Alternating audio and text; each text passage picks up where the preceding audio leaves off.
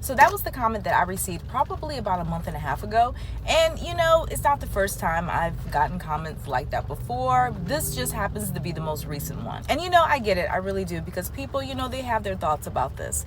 But if you are someone who has watched my videos before, or if this is the first time that you've ever seen me, one thing about me is that I always try to give advice that is practical, that is duplicatable, and that's also realistic. That means advice that you can actually apply to your real life, and not advice that's gonna strip every ounce of enjoyment from your existence. Because I'm not stripping every ounce from mine. So I'm not gonna tell you to do something that I wouldn't do myself, because I've done that before. And trust me, it doesn't always end well. So yes, I do go to Dunkin' on a very regular basis. And every time I go, I'm spending about $4 or $5 a pop. But that's not the whole story. Because what I'm also doing?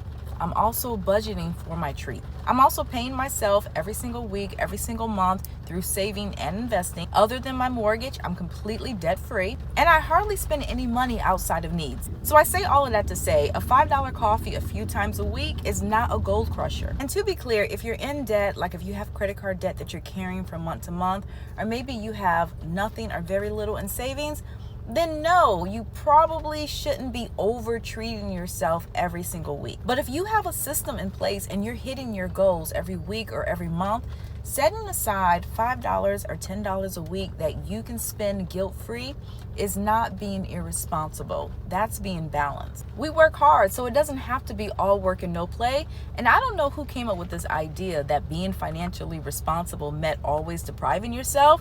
But as I said before, as someone who used to do that, in the end, being financially responsible means being smart with your money while also allowing room for the things that you enjoy. And in all honesty, I don't even really believe in extreme frugality, because in most cases, it's not sustainable. Some people love to comment on what they think is unnecessary, but I always think that that's just a little hypocritical, because even if you have someone who might think that it's stupid to spend $5 on a cup of coffee, whether it's one time a week or 3 times a week, in most cases, there are things that that person is still spending their money on that's important to them, that the person who's getting coffee, that might not be important to them. So whereas you might not be buying coffee, you might be buying other things at the same frequency that's costing you the same amount of money every week or every month. When it's all said and done, any financial plan that you have for yourself should be moderate, it should be reasonable, and it should be something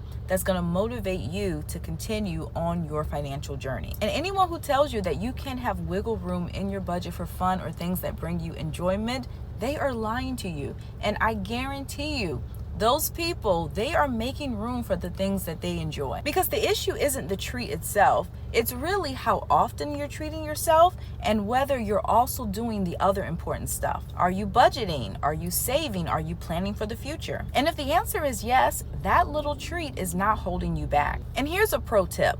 Build treats into your budget. So give yourself a small amount of fun money every single week, which can help you stay consistent and help you feel as if you're not missing out. Because it's a lot easier to stick to your goals when you don't constantly feel as if you're punishing yourself. The bottom line is that you just have to know your priorities. So create a plan and stick to it. And if that plan includes a Dunkin' run every now and again, that's fine too.